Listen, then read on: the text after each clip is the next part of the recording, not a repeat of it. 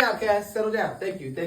Today's going to be a pretty easy day. We're going to be looking into The Story of an Hour. It's a book by Kate Chopin. I'm hoping that all y'all are going to understand it. It's a great book, in my opinion. So let's get started. Take a look. It's in a book, a reading rainbow. Okay, class. So The Story of an Hour is about a young or older lady named Louise Mallard. She has a heart trouble. So, being his witch, you don't tell sudden news to them very, quickly. Her sister and her brother-in-law have to break it to her that her husband has tragically died in a train accident. And she just begins to weep as you would. But instead of finding solace with her family, she runs upstairs to her room and locks it, and nobody follows her. She sits down at her windowsill and she looks outside and she starts seeing nature in a completely different way than she previously had. I mean, before it felt so trapped, and now she's seeing how much more room she has. She feels devastated because her husband's just died, but she sees a newfound freedom that she was previously not inclined to ever go for. Now, in this time period, men had a lot more of the power. Men had a lot more of the just a traditional role was to the woman was to just eat and, make food and care for the child and never spoke out.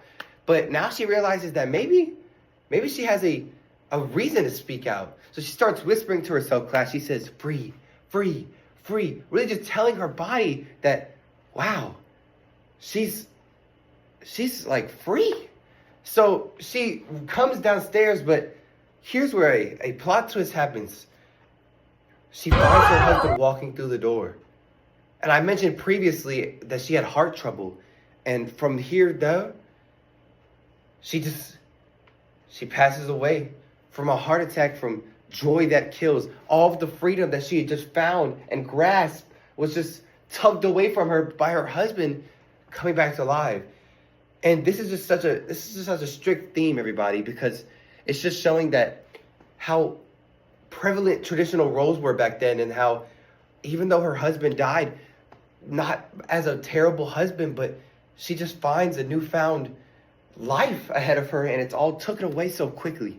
Now, if I'm going to be completely honest with you, everybody, I do have a favorite part of this book because it's just such a powering book. My favorite part of this book is when she starts to whisper to herself, free, free, free. It's so powerful.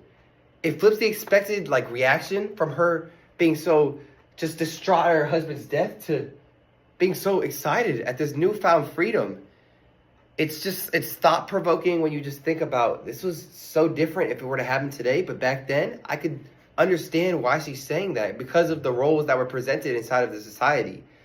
And this can just really resonate with others who are beginning to explore who they are and what they want from life. And I just find that very heartwarming. Everybody, did you like the book? I did too. I like the book just because of the plot twist at the end. I mean, this newfound freedom that I just keep mentioning, it's just something that she experienced and not many do back then. And just to get that all ripped away from her in a span of 2 seconds, just from seeing her husband walk through the door, a husband that she previously thought was deceased. I mean, that's insane to me, and I just feel like that's just such a great, it's just such a great part of the book. And I think 5 stars. What are you guys giving it? 4.5. Okay, well, I'm gonna give it a 4. It's a great 4. Now, to be completely honest with you, I'm gonna explain to you why I recommend all this book to you and why you should tell maybe to your parents just to let them get to it. I recommend this book because it explores a powerful theme like personal freedom, especially back in this time.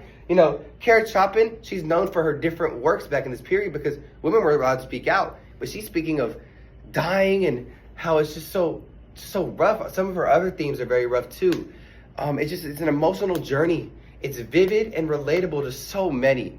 It's just often making you want to reread the story. I mean, I've read it multiple times just to really, after reading it the first time, you have to go in a second time to see it from a different perspective, seeing that she has no idea that her husband is dead, or alive, but he really is alive. So it's just so empowering to me, and I love the book, and I think all you guys loved it too.